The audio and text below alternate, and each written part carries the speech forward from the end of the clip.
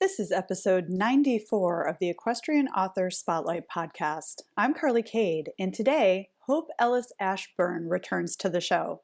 Hope, an award-winning author, is a high school teacher by day and a part-time writer, equestrian, and farmer during all other waking hours.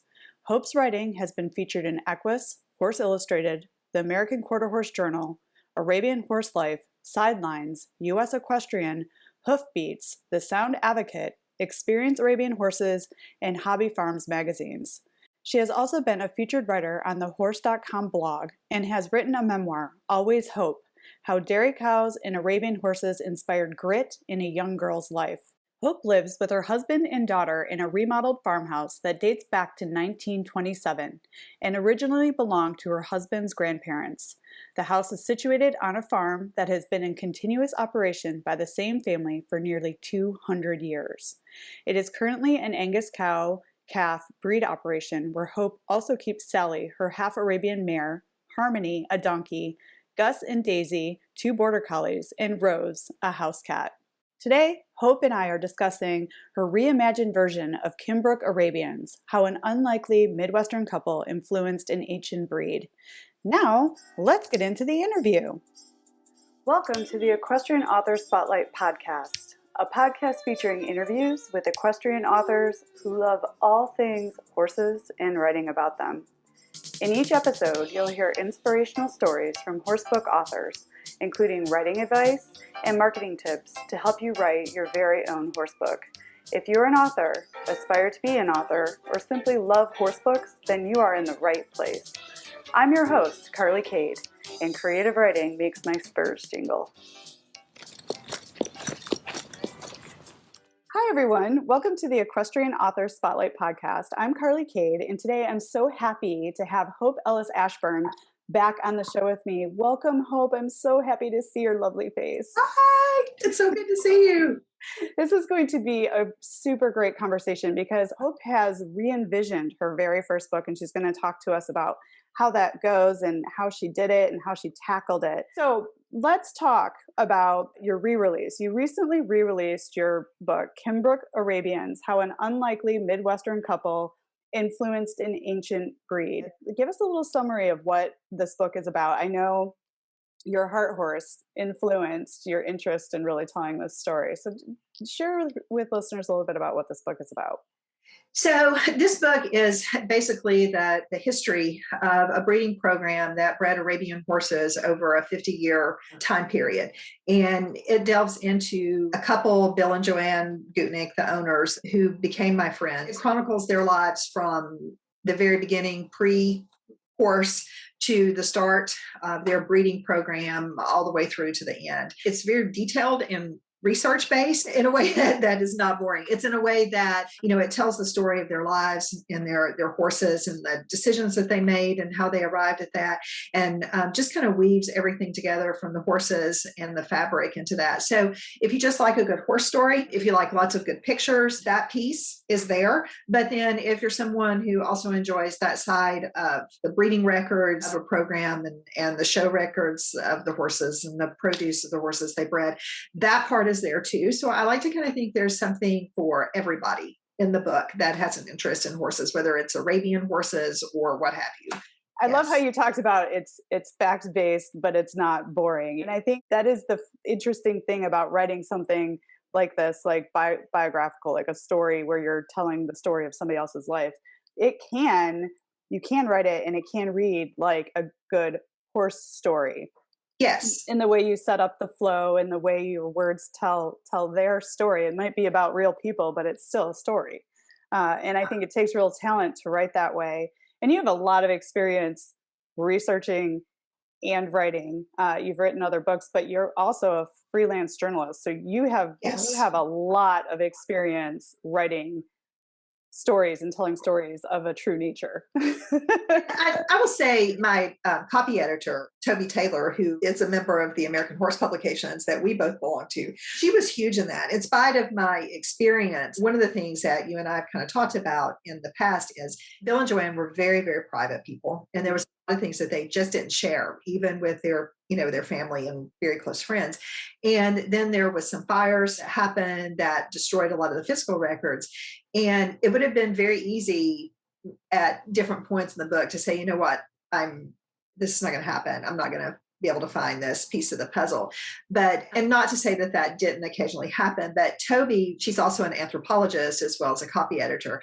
And she really pushed me to greater heights. And that was one of the best experiences of this book. And so we were able to find things. Now I found pictures made by Polly Knoll, who was a very popular Arabian horse photographer and really contributed to the history of the breed. But the pictures were at Cal Poly Pomona, which I would in a library there, and they were negatives in a book. And I would never have found those or even known who to have talked to without Toby's input of, you need to reach out to this person, she might be able to help. And so that has kind of helped me, not only find pieces for the book, but now I have a body of research that when I'm gone, my daughter has instructions to donate to the International Museum of the Horse, because this is Arabian breed history. That's a part of this. We researched databases and websites and reached out to research museums and just to kind of pull all of this together. Oh, that's amazing. And I love that you mentioned that, because a couple of things occurred to me there in that conversation. One, it's finding the right people to work with. It's so important. Yes, to help you create the very best book that you can. But also it's a team effort. You may be doing the writing, but there's all these other people that come together to make the final product and push you to create the very best product possible. And I know Toby has written books about the history of Arabian breeding and the history of Arabian horses. She's actually out here in Arizona where I am. Yes. So I see her books in like the local Walgreens and stuff, cool. talking about because Arabian horses are huge in my they're in Arizona. Yes. Yeah, the big Arabian show comes out, is out here every year, and there's tons of Arabian breeding farms. So like the history of Arabian horses is very powerful out here. So I know exactly what you're talking about. She was absolutely the right person. And it's like, look for the right person that's going to help your work become better. And she pushed you, and she had knowledge of what you were researching and writing about, which I think is important. And that was very, very important piece to this too, because she could fill in some things that I didn't know. And she had contacts, as well in terms of the cover design. So this is my book, my current version of the book. And Toby had worked with a graphic designer who did all of my interior work as well as the cover of the book. But you can kind of see, and we'll talk more about this later, there's a big difference in the first book and the second book. The barn is an element that remains the same, but different season, much brighter picture. And this horse in the background, which is kind of almost looks like a cloud in the book, this is my heart horse, Fox El Din. This is his sire, and his name is Fakur El Hamal. On the back is his grandsire, El Mara Count Rascal, which this was one of the pictures that Polly Knoll made that we found at Cal Poly. She did a great job of connecting me to another helpful person who really helped bring that cover to the next level. Oh, it's beautiful. And you also mentioned interior design. I heard you say that there's a lot of pictures inside the book. There is. There's pictures of the Milky Way farm. There's tons of horse pictures in the book. And so what I tried to do for the Arabian horse person that's reading this is just to kind of give points of reference for this is the horse's sire, this is their dam, this was the show records, for those that are interested in that piece, but also to kind of give a time and place picture of what it was like living on the Milky Way farm, where it was located in Tennessee and so on. I think that's awesome. I as a reader, I really appreciate when I'm reading something factual, the pictures. So I can, even if it's a memoir or anything, to see the real thing. Yes. Really great. Like with fiction, I don't want any pictures. I don't want to know I don't want to know what anybody looks like. I want to use my imagination. But when I'm reading something factual, because if the pictures aren't in the book, I'm Googling, and I'm still Googling anyway, but I'm always looking for the pictures. So I love it when authors include pictures of the horse or pictures of the owner pictures of the place inside the book. Yes. I think that was a really, really awesome decision. And that was one thing that Toby was able to provide too, was she had tons of files from all of those older Arabian horse breeding programs from when they advertised in the Arabian horse publications. The Gutnicks knew these people in Wisconsin who were just cornerstone, breeders of that time period. And so they were running stallion ads and so on in the Arabian horse magazines. And so she had those, to provide, just to give the context of, they knew all these neat people. It was fabulous. Oh, that's so great. And, I wanted to talk a little bit about the pictures too, because I think because I know that you're an independently published author. Yes. And that's the route that you chose to go. I think some independent authors, indie authors, would be afraid to attempt photos inside of their book because they're not sure how to do that in the self-publishing realm. Like, what would you say to those people who are like, I don't even want to try to figure out how to put photos in my books? Like, how did you approach that? Well, I will say I did attempt it with the first release of the book, but I went the easiest possible route, which I didn't, looking back now, was not another reason for republishing. It wasn't the best possible route because I just chose a section of the book rather than trying to flow the pictures with the text and put all the pictures in a section, if that makes sense. But with having a graphic designer, on board, I was able to send the pictures to her. She was able to make high resolution copies of those pictures, which was something, I had no knowledge of when I was doing the first book. And then she was able to flow it with the text. So now when you're reading about Hillcrest Arabian stud, for example, and you see that picture, the ad, that's right there in the text where you're reading about it, which I think, in my opinion, anyway, is so much better than just having to flip through to the back of the book and find the picture. That makes sense. And then, so you sent her your manuscript and the pictures and indicated where they needed to go. Yes. She flowed everything into a file that you could then upload. Yes. Yeah. That's exactly right. And which is the right way to do that, right? Because if we can't figure out how to do everything, like working with designers to make sure we create the best product possible is really great. And I think some authors might flinch at like, how much does that cost? But, it's an investment that if your book is really good, hopefully you earn back in the long run as the book is out in the world.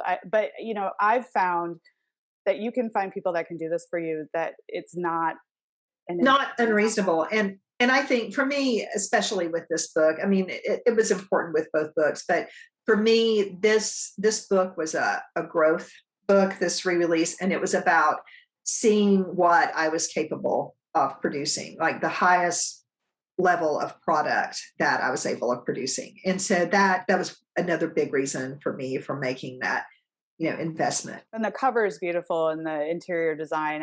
You were very thoughtful about this, and this is a relaunch or a re-revision of your very first book. Sometimes with first, you just got to get it out there, like to say, I know I can do this. Right. And then and that's the beauty also of being an indie author. You can come back to a work and reimagine it and rework it if you'd like to. But, there's something to be said for that first, and it can always be reworked. So let's talk about why you decided to rework and relaunch your first book.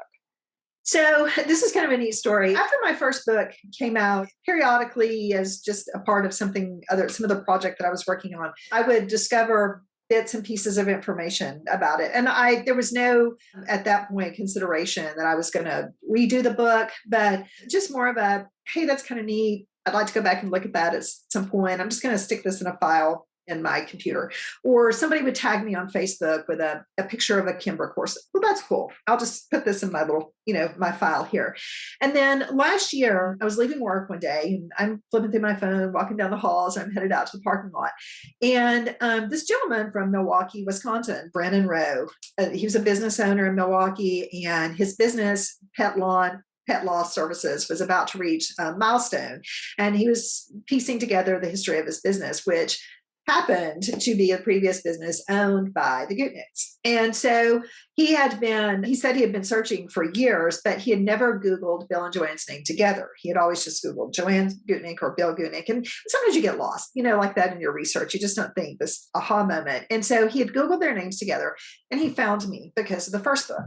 And so he messages me on my Red Horse on a Red Hill Facebook page, which is the little side note name of my content creation business, and introduced himself. And I jokingly say, because I've met so many wonderful people as a result of this book, you tell your kids, don't communicate with strangers on the internet. I do it all the time. Met some of the neatest people. You have to be careful, of course, but I messaged him back, and there was just this immediate click. I don't know, we were just friends almost immediately. And so he would ask questions and I would ask questions, and he was sending pictures of, the Gutnicks and the business, and I was doing from my end. And it was like the tip of the iceberg, or just picking this little corner that was starting to come unravel. And all of a sudden, just everything started opening up, and as a result of that. And so I really credit, Brennan with just kind of getting the ball rolling on that. And so as more and more information started to come to light, then I started thinking about all the stuff that I had been collecting, and I was, then it had to happen. It just had to happen. Wow, that's amazing. So what I love about this, though, is if you hadn't written the first book, yes, this wouldn't have happened. This never would have happened, and you wouldn't have stumbled across this additional information, and you wouldn't have been collecting all this other stuff that people had been sending you over the years. And, so it's almost like the first book had to happen in order to get to this version of the book. Yes. And even though I'm not just ecstatically happy about the first version anymore, now that I see, what I'm capable of doing, and I know a lot more than I did, a few years ago when I used the first one, I think it had to happen. It had to be out there in order for this one to come to fruition. When I compare the two books, it's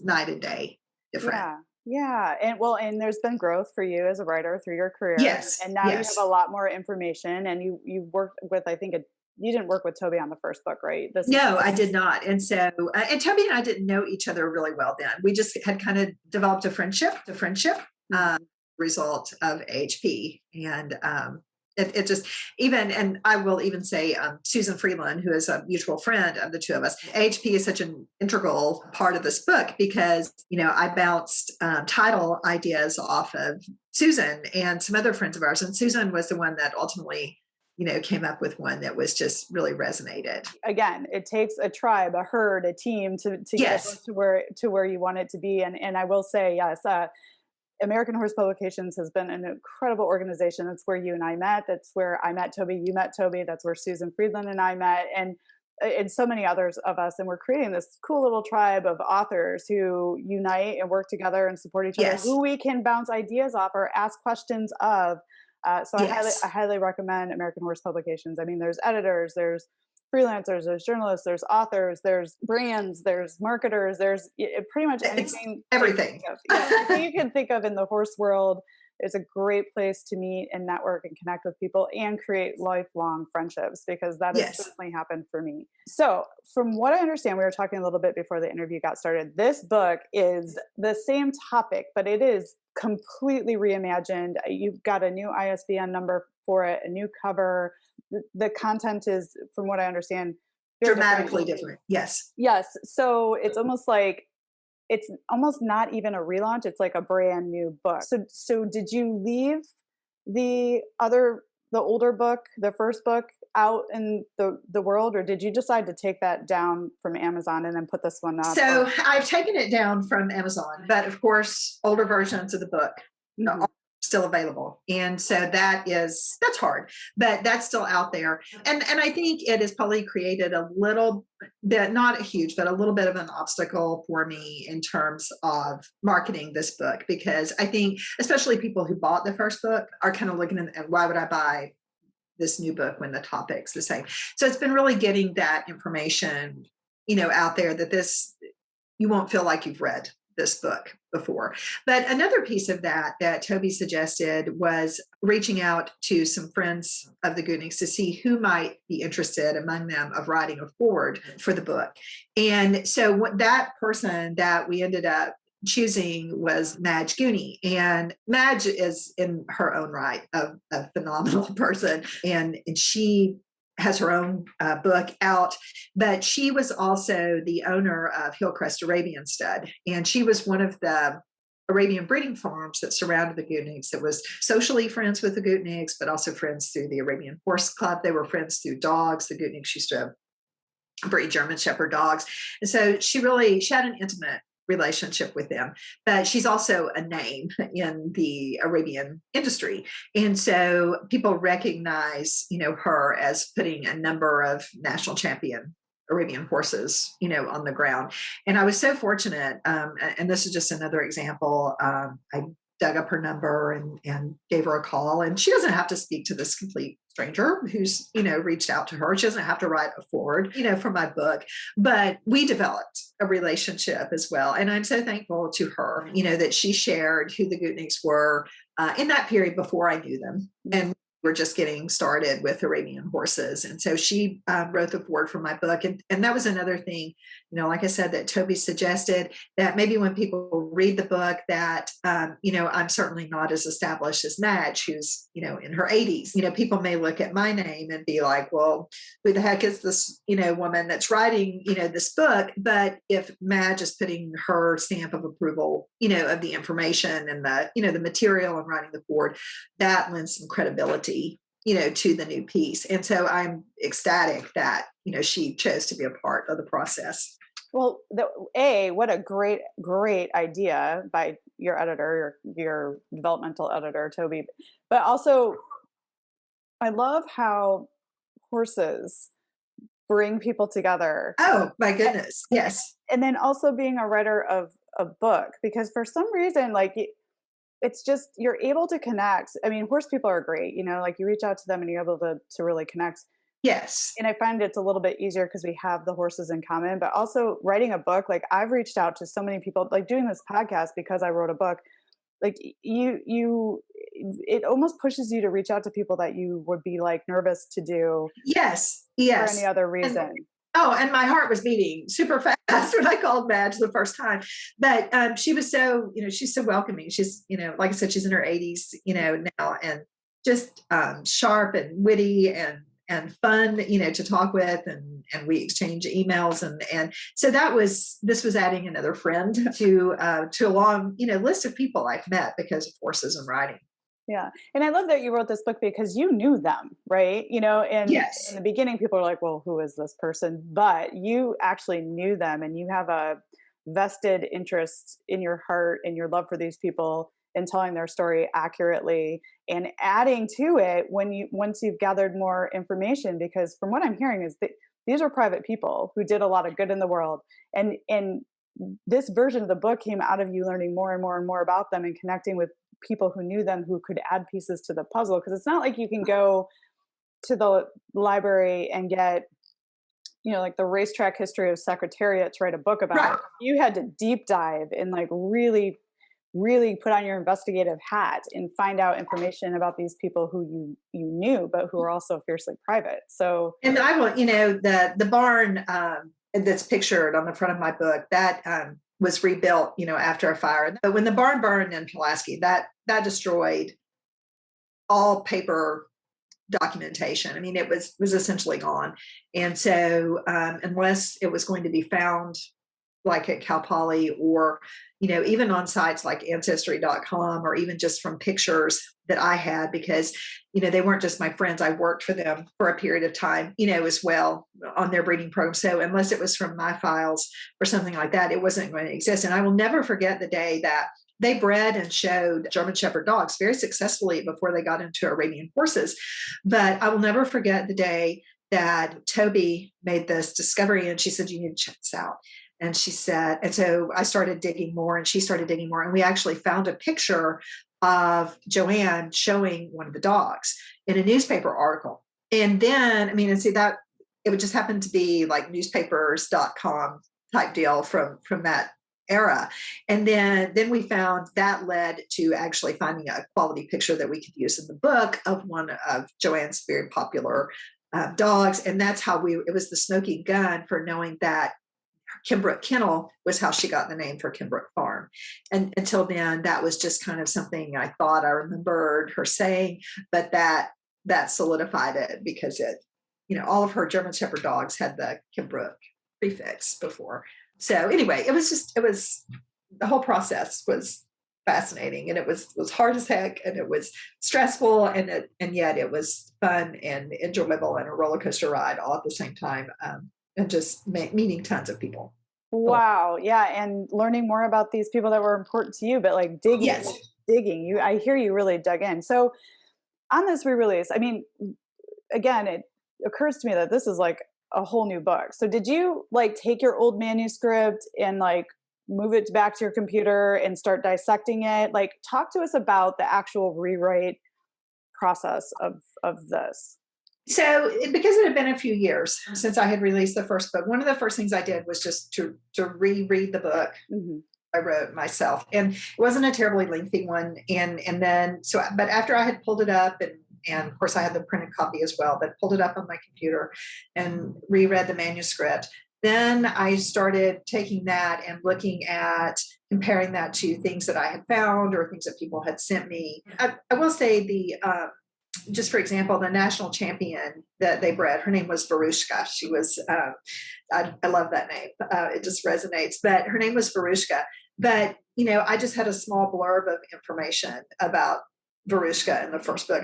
I wasn't even sure what she had won. It would send me kind of down rabbit holes because I would start pulling in, okay, I'm going to get all this information I can together about Varushka. Okay. And now I'm finding out. So that sent me down another trail of finding out. And so collecting and refining information and then marrying all that together. And, that I felt like people would want to read that told their story and the stories of the horses. So after reworking the manuscript, again, I'm hearing that this is a whole new book. Was it much longer after you did all these deep dives and made new connections and found the photos? Like, did this thing grow?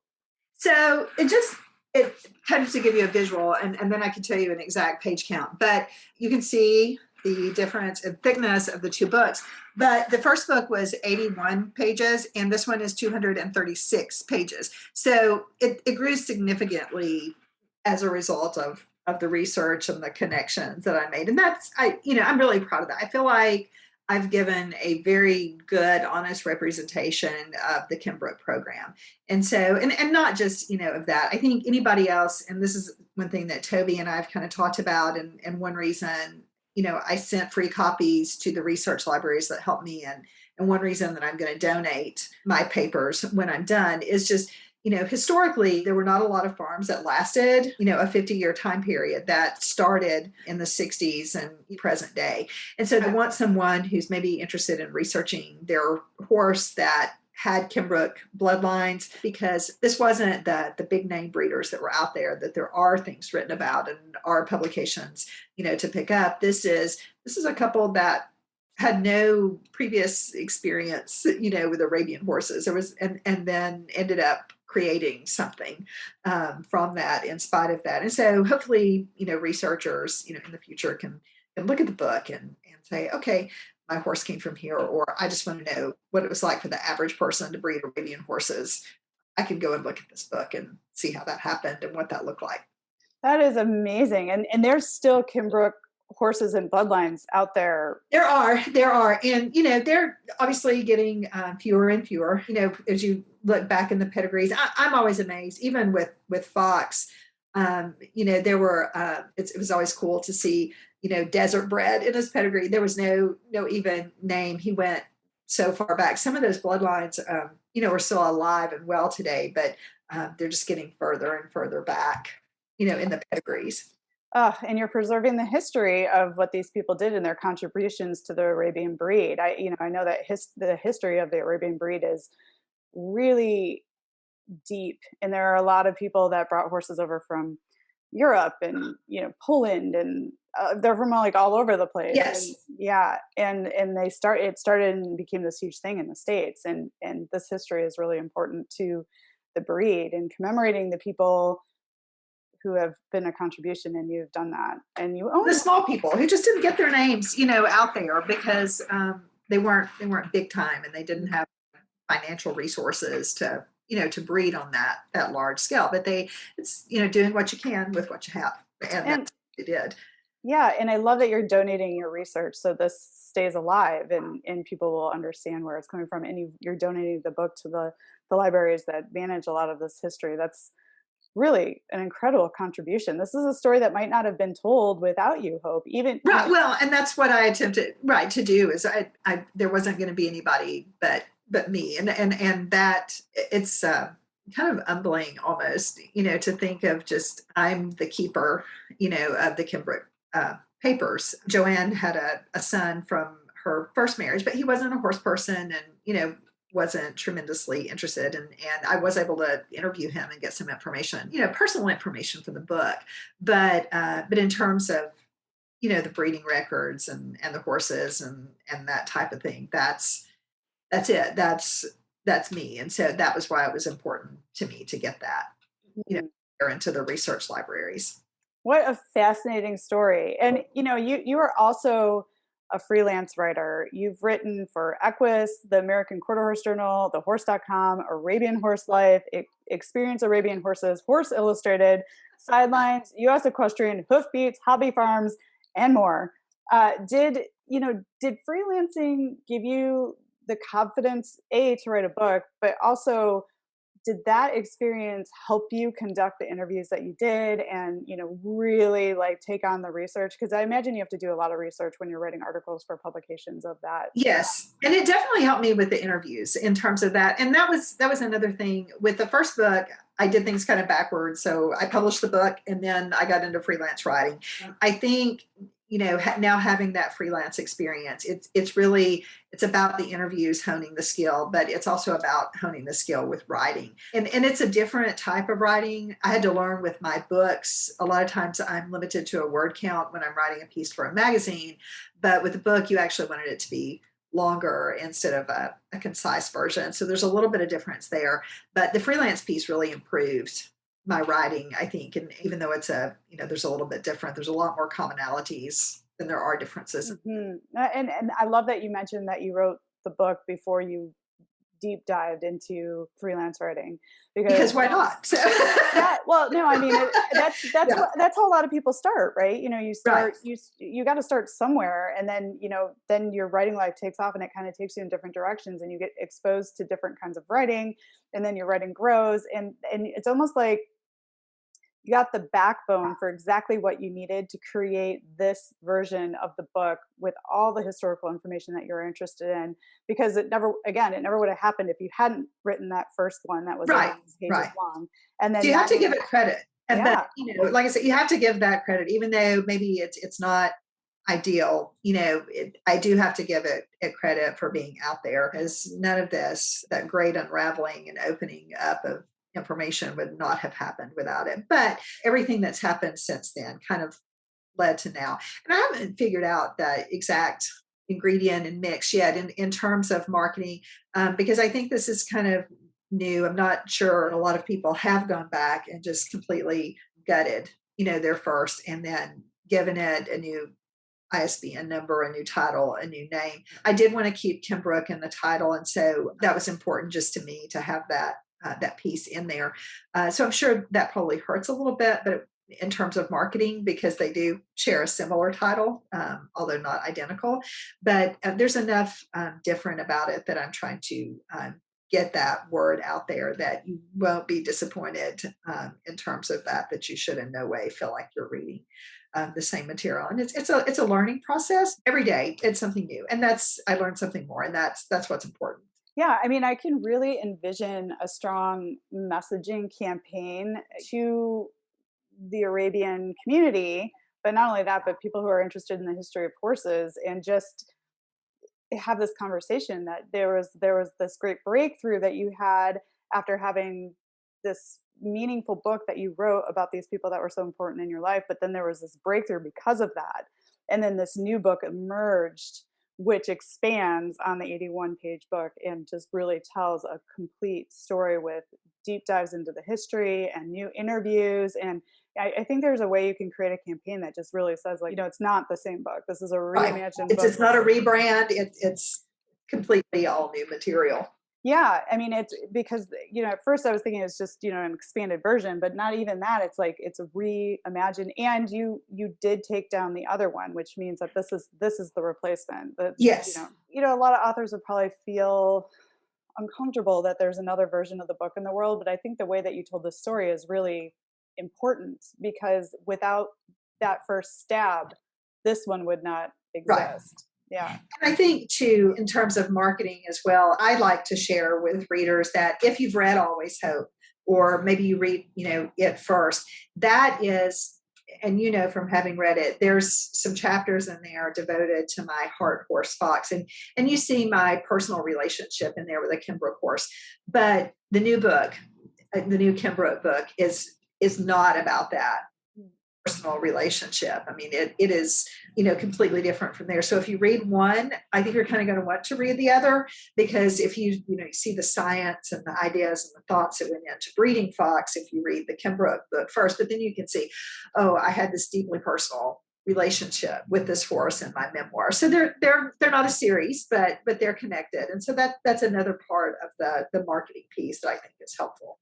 Oh, absolutely. I would totally agree with that, because I was fascinated to learn more about Kimbrook after having read your memoir, Always Hope, which talked about your deep connection to this family and to the horse and to the horses they were breeding, the program that they were running. So they are a natural thread back and forth. Now, back matter in Always Hope, you got to go back and add some information about your new Kimbrook book so you can direct people Yes. over there.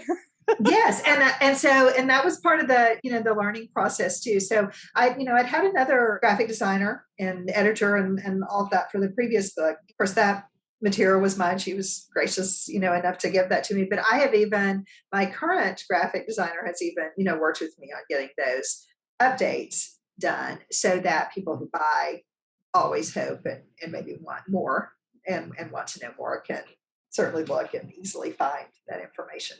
Smart marketer there. That's good. Back matter is important. They can link your books together, especially if there's content, whether it's a series like mine is, or it's, a memoir that supports, or a book that supports the memoir, back and forth. It's the whole thing is a fascinating circle that works It together. is. And that's, I've tried to put the same bookmark in both books that I give out to encourage people to leave reviews that, have read the book.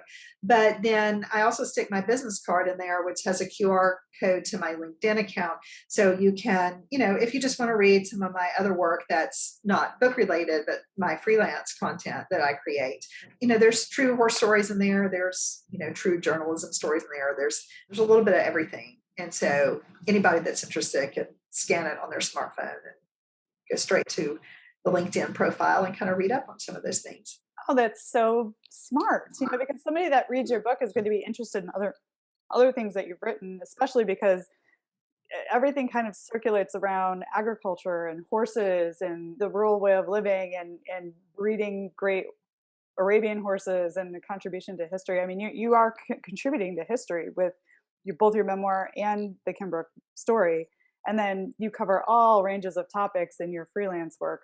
What would you say to someone who's interested in freelance writing or taking on writing a book? Like, what advice would you give?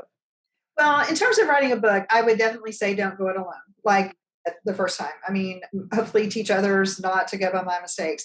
Find a copy editor that you knit well with on a lot of different levels. Toby and I, you might not have a friendship with that person like Toby and I did. The back and forth between the two of us was very easy, because of that, because I felt like she would be honest with me and I would be honest with her, and it wouldn't hurt our feelings. She could say, that stinks, let's redo that, sentence. I absolutely get what you're trying to say, but that doesn't work. And that was it. We were friends enough that we could say that. But I don't know that you're always going to be able to find a copy editor that you have a relationship like that. But I would try to get as close as possible. And that goes back to going to conferences and meeting people and finding that, developing those relationships so that is in place, when you need it. So I knew immediately when I was going to rewrite this book, she was my person, for that. And she ended up, getting me in touch, like we've talked about before, with the graphic designer. And so I would highly recommend, hire a professional. And even though I didn't have a relationship with the graphic designer, Toby did. And that's something too that hopefully your copy editor can kind of lead you to, so that you're not hiring someone maybe completely blind. So I would strongly recommend that. And the same thing with freelancing.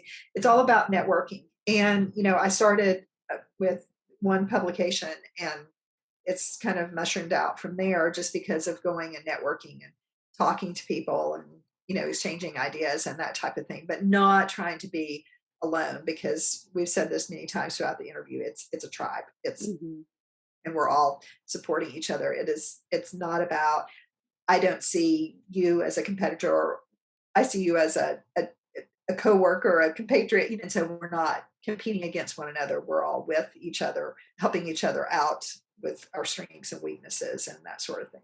Yeah, and sharing our networks and our contacts, and Yes. helping each other make the best products possible. And Yes. you mentioned networking. I know from knowing you, and from how you answered some of the questions here, that at first you could be a little shy Yes. or introverted. What would you say to a fellow writer who is like, oh, networking, I don't want to network. Like, what advice would you share?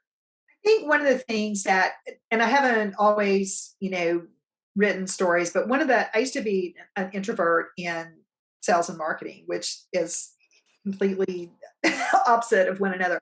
But one of the things that I found that really helped me is I could put on another face. I could be another person temporarily, in order to get out there and be able to speak to people and do those things. So I just kind of, until I got to where I felt I could be very genuine and get to know you and be very extroverted, because, we've had a lot of good experiences, together. And I wouldn't consider myself introverted with you at all, because we know one another. But almost just, if you have to fake it till you make it. And that's what I did in the sales and marketing until I felt really comfortable, with my clients and talking about it. And that's kind of carried over into other areas of my life.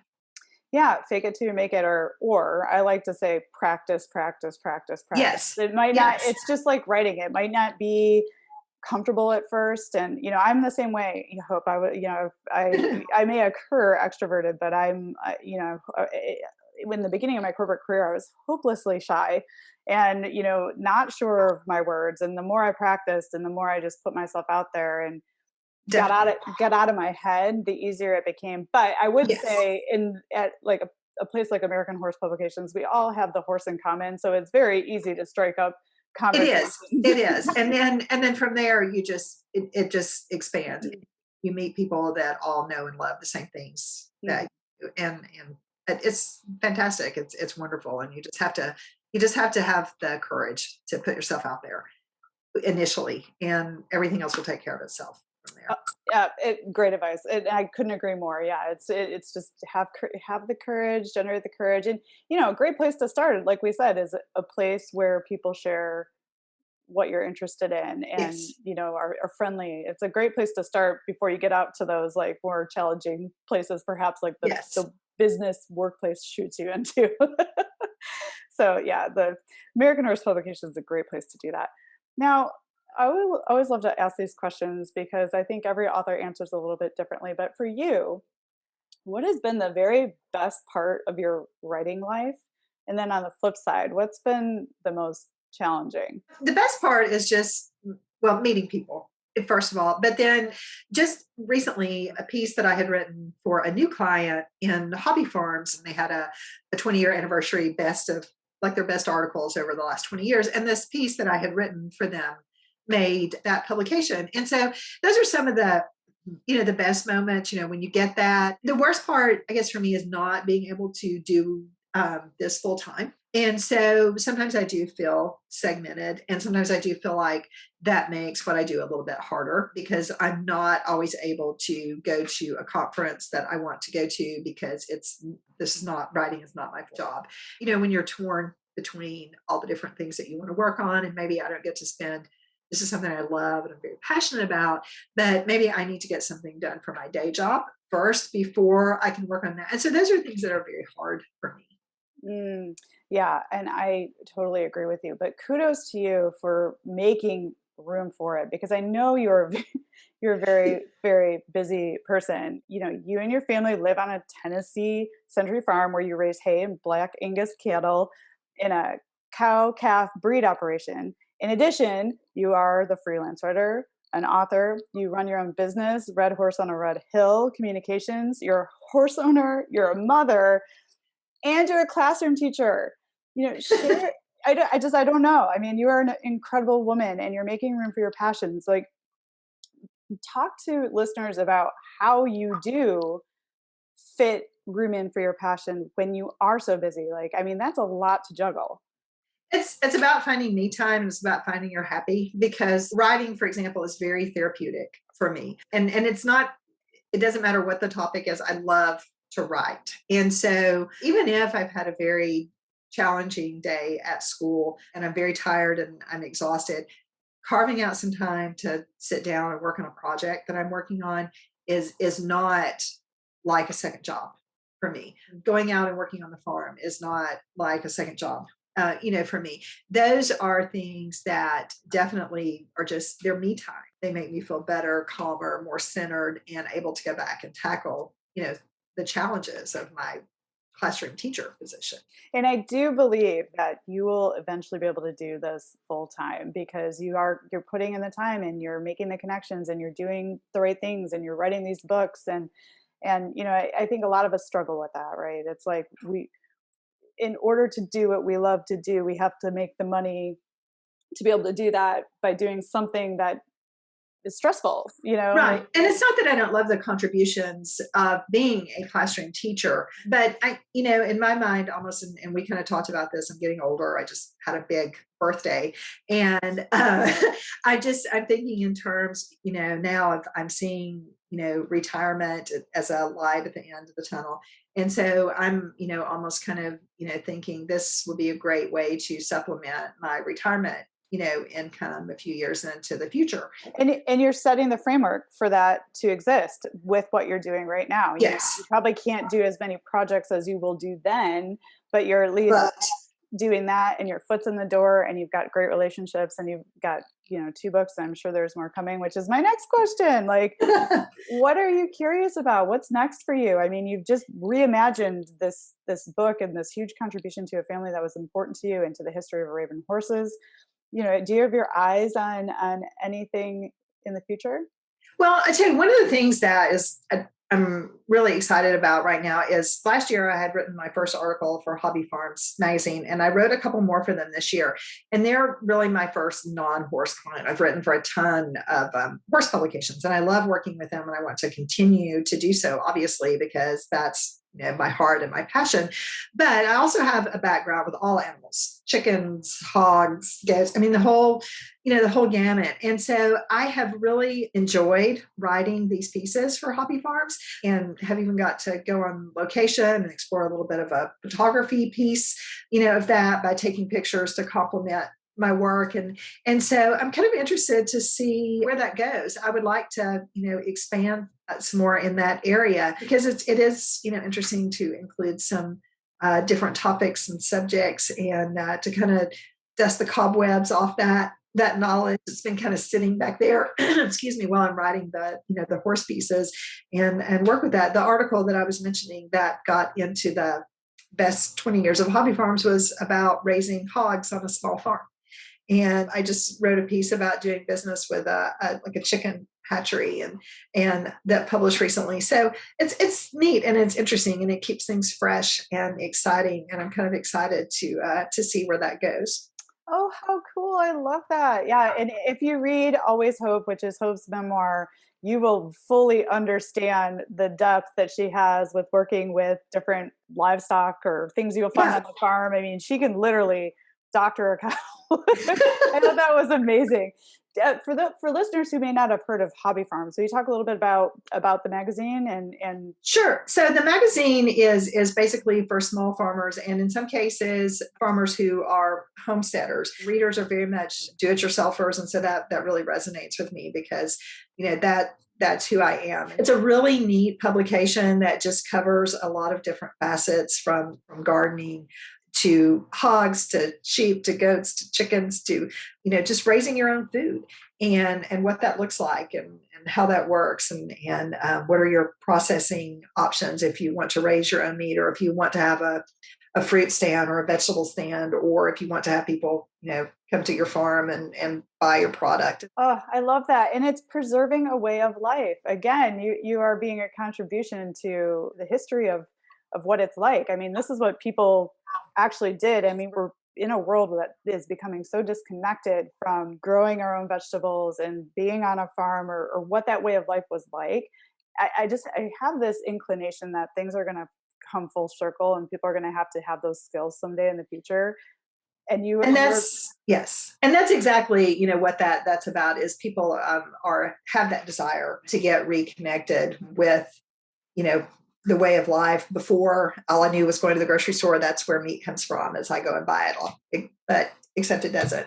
And so there's a whole process of raising that animal, and raising your own pork, or raising your own eggs, or your own chicken. And so it's really it's fascinating to me to kind of to get back to my parents and grandparents' way of life, and to be able to write about that and share it in a way that hopefully newcomers are interested, as well as people who've maybe done it for a while but want to brush up on a few things. What I'm really hearing is you're lit up by the work that you're doing and the writing that you're doing, and you're capturing all this information too for people to enjoy, and you're sharing your knowledge. I am so proud of you, Hope. I'm so grateful to call you my friend. I'm grateful to call you my friend. You're amazing too. We have a great group of connections that we're all friends with. I'm proud of all of you guys.